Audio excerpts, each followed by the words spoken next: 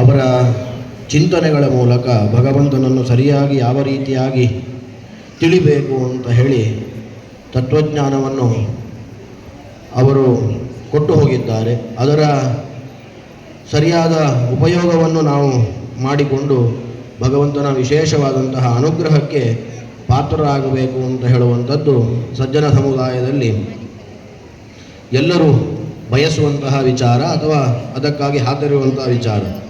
ಅದಕ್ಕಾಗಿಯೇ ಇವತ್ತಿನ ಈ ಮಧ್ವ ಜಯಂತಿಯ ಸಂದರ್ಭದಲ್ಲಿ ಸಾಮಾನ್ಯರಿಗೂ ಕೂಡ ಬರುವಂತಹ ಪ್ರಶ್ನೆಗಳು, ಅದಕ್ಕೆ ಯಾವ ರೀತಿಯಾಗಿ ನಾವು ಸಿದ್ಧಾಂತವನ್ನು ಮಧ್ವರ ಸಿದ್ಧಾಂತವನ್ನು ನಾವು ಚಿಂತಿಸಬಹುದು ಅಂತ ಹೇಳುವಂತಹ ಕುರಿತಾಗಿ ಇವತ್ತು ಏನು ಕಳೆದ ಒಂದೂವರೆ ಗಂಟೆಯಲ್ಲಿ ಚಿಂತನೆ ನಡೆದಿದೆ. ಅದು ಅತ್ಯಂತ ಒಂದು ವಿಭಿನ್ನವಾದಂತಹ ಎಲ್ಲರಿಗೂ ಕೂಡ ಮನಮುಟ್ಟುವಂತಹ ವಿಚಾರ ಅಂಥೇಳಿ ನಾವು ಭಾವಿಸ್ತಾ ಇದ್ದೇವೆ. ಅಲ್ಲಿ ಅನೇಕ ಚಿಂತನೆಗಳು ಬಂತು, ಎಲ್ಲರಿಗೂ ಕೂಡ ಬರುವಂತಹ ಪ್ರಶ್ನೆ.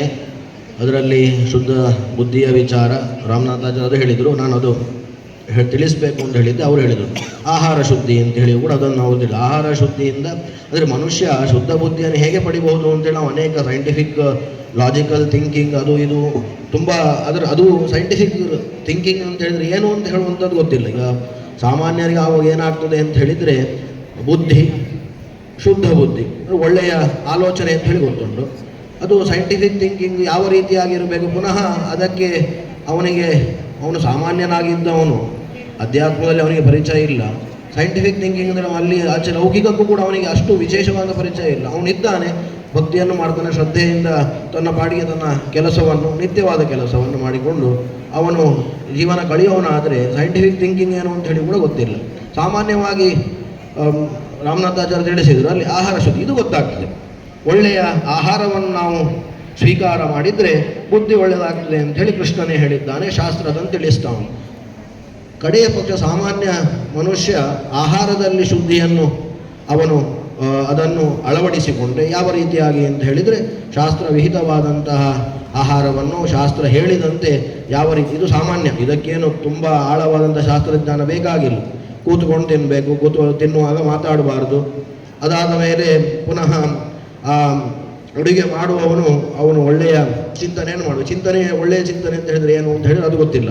ಪುನಃ ಅವನು ಜಪಾದಿಗಳನ್ನು ಮಾಡಿ ದೇವರಿಗೆ ನಮಸ್ಕಾರ ಮಾಡಿ ಅವನು ಸಾಲಿಗ್ರಾಮಕ್ಕೆ ಒಂದು ಅಭಿಷೇಕವನ್ನು ಮಾಡಿ ತೀರ್ಥ ತಗೊಂಡು ಅವನು ಅಡುಗೆ ಮಾಡ್ತಾನೆ ಅಂತ ಹೇಳಿದರೆ ಅವನು ಮಾಡಿದಂತಹ ಅಡುಗೆ ಅದು ಶುದ್ಧವಾದಂತಹ ಅಡುಗೆ ಅಂತ ಹೇಳಿ ಇದು ಸಾಮಾನ್ಯ ಜ್ಞಾನ.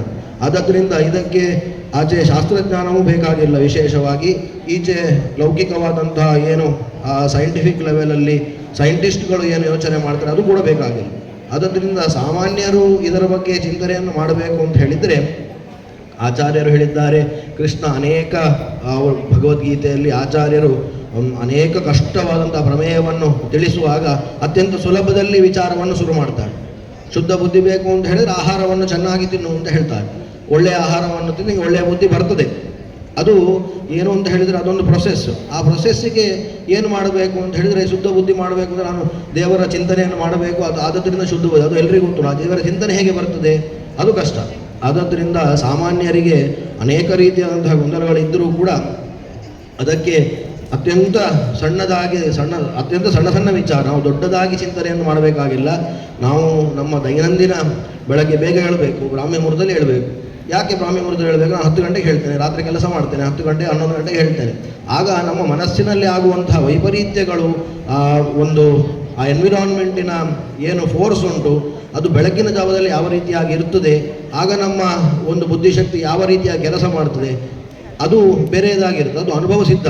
ಅವನು ಬೆಳಗ್ಗೆ ಚೆನ್ನಾಗಿ ಎದ್ದು ಅವನು ಜಪತಪಾದಿಗಳನ್ನು ಅಥವಾ ದೇವರಿಗೆ ನಮಸ್ಕಾರ ಮಾಡುವಂಥದ್ದು ಮಾಡಿದರೆ ಅವನಿಗೆ ಅಲ್ಲಿ ಅಷ್ಟು ಬೆಳಗ್ಗೆ ಎದ್ದು ಯಾಕೆ ಆ ಬೆಳಗ್ಗೆ ನಾನು ಅಷ್ಟು ಬೇಗ ಎದ್ದು ನಾನು ಈ ಕೆಲಸಗಳನ್ನು ಮಾಡಿದರೆ ಯಾವ ರೀತಿಯಾಗಿ ಪೂರಕವಾದಂತಹ ನನಗೆ ಒಂದು ಜ್ಞಾನ ಬರ್ತದೆ, ಅದರ ವಿಚಾರವನ್ನು ಮಾಡಬೇಕಾಗಿಲ್ಲ. ಅನುಭವಕ್ಕೆ ಅವನಿಗೆ ಬರ್ತದೆ, ಏನೋ ಅವನಿಗೆ ನೆಮ್ಮದಿ ಸಿಗ್ತದೆ.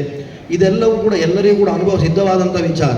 ಇದರಲ್ಲಿ ನಾವು ಇನ್ನೂ ಕೂಡ ಒಳ್ಳೆಯದಾಗಿ ಚಿಂತನೆ ನಡೆಸಬೇಕು ಅಂದರೆ ಆಳವಾಗಿ ಇಳಿಬೇಕು. ಅಂತೂ ಈ ರೀತಿಯಾದಂಥ ಸಣ್ಣ ವಿಚಾರಗಳನ್ನು ನಾವು ನಮ್ಮ ದೈನಂದಿನ ವಿಚಾರಗಳಲ್ಲಿ ಅಥವಾ ದೈನಂದಿನ ನಮ್ಮ ಕರ್ಮಗಳಲ್ಲಿ ನಾವು ಅಳವಡಿಸಿಕೊಂಡ್ರೆ ಆಚಾರ್ಯ ಸಿದ್ಧಾಂತ ಅದನ್ನೇ ಹೇಳಿದ್ದು.